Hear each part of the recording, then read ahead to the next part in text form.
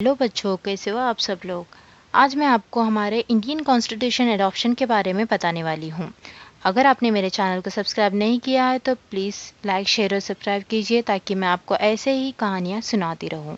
India का संविधान, जिसे हम सब अपनी कॉन्स्टिट्यूशन कहते हैं, एक ऐसे दिन को अपनाया गया जो हमारे देश के इतिहास में हमेशा के लिए स्मरण रहेगा। 26 नवंबर 1949 का वो दिन जब भारत का संविधान अपनाया गया था, सिर्फ एक संविधान की घोषणा नहीं थी बल्कि एक नए भारत की नींव रखी गई थी। ये एक ऐसा दिन था जो हमारे देश के लक्ष्य और सपनों को दर्शाता है।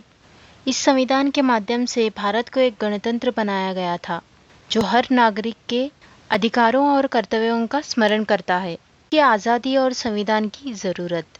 15 अगस्त 1947 को जब भारत आज़ाद हुआ तो ये एक नए युग की शुरुआत थी, लेकिन आज़ादी के बाद का सफ़र आसान नहीं था। देश को एक मजबूत और समावेश संविधान की ज़रूरत थी जो हर नागरिक को सम्मान और अधिकार दे और देश के विभिन्नता को एकता में बांधे। इस ज़रूरत को समझते हुए एक संविधान सभा का गठन किया गया जिसमें भारत के विभिन्न हिस्सों में चुने हुए प्रतिनिधि शामिल हुए। संविधान सभा का गठन और कार्य। संविधान सभा का गठन दिसंबर 1946 में किया गया था। इस सभा में 389 सदस्य शामिल थे जो भारत के अलग अलग हिस्सों और समुदायों को प्रतिनिधित्व देते थे। Doctor B R. अम्बेडकर, जो भारत के प्रमुख समाज सुधारक और विद्वान थे, संविधान समिति का अध्यक्ष बनाया गया। उन्होंने अपने नेतृत्व में एक ऐसा संविधान तैयार किया जो न सिर्फ भारत की भिन्नता को समझता है बल्कि एकता और सम्मान को भी बढ़ावा देता है। संविधान बनाने की प्रक्रिया। संविधान लिखने का काम एक और संवेदनशील प्रक्रिया थी जो लगभग 2 साल 11 महीने और 18 दिन तक चली। इस दौरान विभिन्न मुद्दों पर चर्चा हुई, जैसे कि स्वतंत्रता, समानता, धर्मनिरपेक्षता और राज्य की संगठना। 26 नवंबर 1949 को संविधान सभा ने भारत के संविधान को अपना लिया। यह एक ऐतिहासिक दिन था जब भारत ने अपना अस्तित्व एक स्वतंत्रता और संवैधानिक राज्य के रूप में स्थापित किया। 26 जनवरी 1950 को इसे आधिकारिक रूप से लागू किया गया, जो भारत के इतिहास में गणतंत्र दिवस के रूप में माना जाता है। संविधान का महत्व। भारत का संविधान न सिर्फ एक कानूनी दस्तावेज है बल्कि एक मॉरल और पॉलिटिकल गाइडबुक भी है।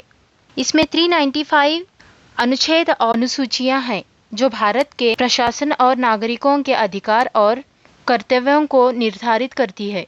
संविधान के प्रमुख सिद्धांत। प्रस्तावन में दर्शित we the people of India का अर्थ है कि भारत की शक्ति इसके लोगों में भारत को एक समावेशी और प्रगतिशील देश बनाता है। प्रस्तावना और उसका महत्व। संविधान की प्रस्तावना भारत के लक्ष्य और सपनों को दर्शाती है। इसमें लिखा गया है कि भारत एक सोशलिस्ट, सेकुलर, डेमोक्रेटिक रिपब्लिक होगा।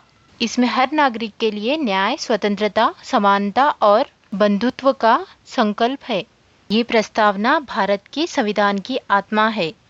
Doctor B R. अम्बेडकर का योगदान। Doctor B R. अम्बेडकर को संविधान के जनक के रूप में जाना जाता है। उनका योगदान संविधान के रचना में अतुल्य है।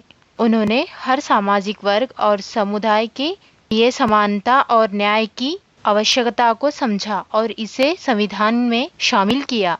उन्होंने कहा था कि संविधान तभी सफल होगा जब लोग उसका पालन करेंगे और उसकी मूल भावनाओं का सम्मान करेंगे। संविधान का लागू होना। 26 जनवरी 1950 को जब संविधान लागू हुआ तब भारत एक गणतंत्र के रूप में स्थित हुआ। ये दिन भारत के लिए एक नए सफ़र की शुरुआत थी, जहां नागरिकों को अपना अधिकार और कर्तव्यों का ज्ञान दिया गया। गणतंत्र दिवस हर साल इस ऐतिहासिक की याद में मनाया जाता है। संविधान और आज का भारत। भारत का संविधान आज भी अपनी मजबूती और संवेदनशीलता के लिए प्रसिद्ध है। ये संविधान भारत के लोगों की उम्मीद और सपनों का प्रतिबिंब है। आज भी ये एकता और समानता का संदेश देता है और देश के हर नागरिक को अपने अधिकार और कर्तव्यों के प्रति जागरूक करता है। संविधान के विभिन्न पहलू। संविधान के विभिन्न पहलुओं में भारत के स्वतंत्रता और प्रगतिशील चारित्र के बारे में बताते हैं। इसमें अधिकार और कर्तव्य दोनों का उल्लेख है, जो नागरिक और सरकार के बीच एक संतुलन बनाता है। संविधान में दिए गए मूलभूत अधिकार जैसे कि स्वतंत्रता का अधिकार, समानता का अधिकार और शिक्षा का अधिकार भारत के नागरिकों को सशक्त बनाते हैं। इसके अलावा संविधान में अनुचित भेदभाव के खिलाफ खड़े प्रबंध जो सामाजिक न्याय को बढ़ावा देते हैं। फेडरल स्ट्रक्चर एंड संगठन। भारत का संविधान एक फेडरल स्ट्रक्चर का निर्धारण करता है। केंद्रीय और राज्य सरकार के बीच सत्ता का वितरण किया गया है। ये संगठन भारत के विभिन्न राज्यों और केंद्र प्रदेशों के लिए एक मजबूत आधार है। फेडरल स्ट्रक्चर से भारत के विभिन्न हिस्सों के विकास और लोकतंत्रों को बल मिलता है। इसमें राज्यों को अपने मामले में चलने की स्वतंत्रता मिलती है, लेकिन एक समग्र राष्ट्रीय नीति की अंतर्गत। संविधान में संशोधन की प्रक्रिया।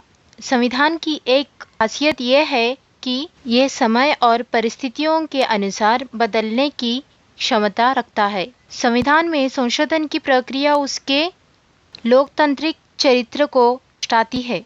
इस प्रक्रिया के माध्यम से संविधान को समय के साथ रिलेवेंट और प्रगतिशील बनाया जाता है।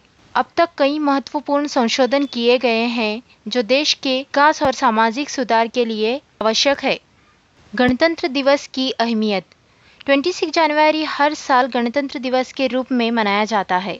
ये दिन न सिर्फ संविधान होने की याद दिलाती है, बल्कि देश के प्रति अपनी समर्पण और एकता को भी दर्शाता है। इस दिन राष्ट्रपति भवन से राजपथ तक एक ग्रैंड परेड का आयोजन होता है, जिसमें भारत की संस्कृति, विभिन्नता और सैन्य शक्ति का दर्शन किया जाता है। ये दिन हमें अपनी कर्तव्य और देश के प्रति अपने योगदान को करता है। संविधान और नई पीढ़ी। आज की नई पीढ़ी के लिए संविधान का महत्व समझाना आवश्यक है। संविधान सिर्फ एक कानूनी दस्तावेज नहीं है, बल्कि एक आदर्श है जो हर नागरिक के सपनों और उम्मीदों को दर्शाता है। नई पीढ़ी को चाहिए कि वो संविधान के सिद्धांतों का पालन करे और एक सामाजिक और आर्थिक रूप से सशक्त भारत के निर्माण में योगदान दे। और महिला सशक्तिकरण। संविधान में महिलाओं के अधिकार और सम्मान का विशेष ध्यान रखा